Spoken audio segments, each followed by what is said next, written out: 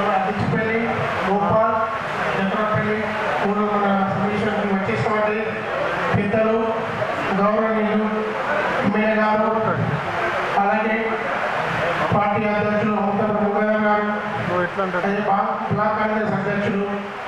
కొనసాగి సింగ్ గారు, market committee chairman ముంగారెడ్డి గారు,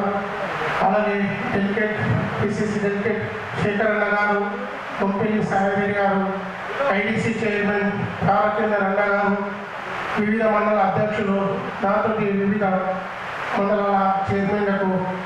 అలాగే కార్యకర్తలకు అందరికీ నా ఉదయపూర్వక నమస్కారం. ఈ సమావేశం ఎందు గురించి అంటే మనం రాబోయే ఎలక్షన్లు